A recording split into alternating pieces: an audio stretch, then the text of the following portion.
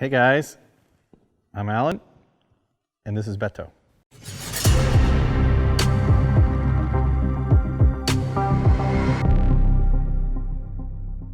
Beto is officially the first motorcycle we ever built. This is a Moto Guzzi 850T. Specifically, I chose the 850T because it has this twin leading shoe rear drum. And the entire inspiration for this bike is this front drum brake. I think that drum brake cost us 4,000 bucks, which was a lot of money at the time for sure. Keep in mind that when I got the bike, I think I paid 500 bucks for the T. So we started with this Yamaha TZ 4-leading shoe drum brake. Had it laced up to shouldered 18-inch rim that's styled after the Barani rims. And then this rear section, we cut slots into the drum brake and made it look a little bit more aesthetically like the front brake. From there, some determinations were made, and that is that we wanted to use modern suspension. So these are modern inverted forks that are fully adjustable off of a Suzuki GSX-R 750. That obviously changes things a bit. So now you've got this Yamaha drum brake that you need to mount into a set of inverted forks. So you have to build custom brackets to keep the drums in place. And then of course you have to machine a custom axle to make that all work. Luckily, it kind of came together and it worked really, really well. Then we made what was our first triple clamps ever. It was CNC cut at our workshop. From there, we can see that we've got these gull wing handlebars. Now these are custom made pieces, but they're made to emulate the early Guzzi gull wings that were on the V7 Sports. And what that means is this clamp comes loose and these are adjustable up and down to kind of create a more comfortable riding position if necessary. They can rotate out and up all the way attached between the two triple clamps. From there, it was decided that we wanted a monocoque body. So this all aluminum is one big piece. It was a challenge at that point because up to that point, Andy never even made a custom gas tank or a custom tail section. This was his first real attempt at it. And it still holds up. I like this shape. We went with a Dolordo pumper carb that would have been on some of the V7 Sports and the later Le Mans Guzzis. You can see that it's a stainless exhaust built 2-into-1. And then we have some fiberglass shielding here over the pipe. And that's for a reason, because we wanted to shield the starter from the heat. And of course your butt right here, the way it connects in. All the electrical wiring is hidden inside the bars. We've got little micro switches for a light dipper switch and for the starter switch. There's a wireless key fob for Moto Gadget up underneath here. There's only the one main fuse from the battery and the rest of it's fuseless. That part alone makes it, pretty trick. And we mixed modern technology with an old school aesthetic and executed it pretty well.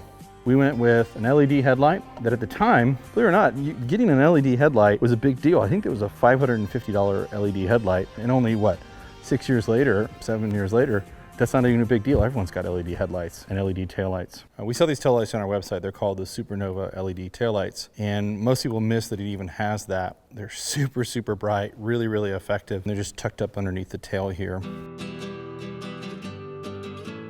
A few of the strange things, you might notice that the bike is leaning to the right instead of to the left. Everyone puts their kickstands on the left. British bikes put their kickstand on the left, and Italian bikes did, and American bikes did. Everyone puts their kickstands on the left. It isn't just that the kickstand's on the right-hand side, it also pivots down. You can see it pulls from this side, and it goes straight down. It doesn't kick up to the back of the bike, it kicks over to the side.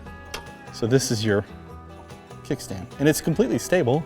Then you'll notice that we CNC cut the shifter, and the shifter, because of the orientation of this engine, just is straight, just like the side stand. And we carried that over to the rear brake. So the rear brake has a pivot point that goes straight down, more in line with your feet, but still, it has that straight down feel to it. Got a lot of power, a lot of torque, and handles nice. Let's take it up on the freeway, see how it cruises in fifth. This thing's got so much torque, you never get out of third gear around town. Come on, we'll take it for a ride. Now, Leno rode this bike 2013.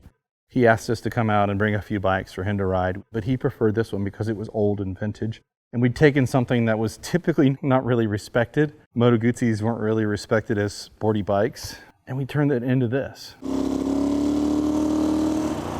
you get into fifth gear, the revs just drop to nothing, and it's really smooth. We were pretty happy to have him not only ride it and have us on his show, but to get his seal of approval. It meant a lot to my confidence in what we could do design-wise. And we ended up doing his TV show a couple times as well, which was pretty cool. But this was the bike that kind of started that conversation. Now, Beto is the name of a buddy of mine. A guy named Beto that kind of commissioned me to build this. The original conversation went something like, hey, we should build you a custom bike. And he's like, yeah, what do you want to do? And I was like, how about a Moto Guzzi? And he's like, cool, let's do like a cafe bike. And that was the end of the discussion. You know, in hindsight, we built something pretty cool considering we'd never built anything else before. And of course, the part I'm the proudest of at this point is Andy, because, you know, this being really his first aluminum metal shaping work, and how well this worked out stylistically, and even to this day it stands out pretty well. I love it. The plan is to probably build a more hot rod motor for it, because at this point the suspension is well beyond and much more capable than the motor. It doesn't have nearly enough power for what it is. But you know, we were on a budget when we did it. So it's extremely capable, very lightweight. Yeah, it's fun to take a big old heavy piece of iron and make it lightweight. I want to start riding the thing around again. Either way, thanks for looking at it. Thanks for listening. Hopefully you enjoyed it.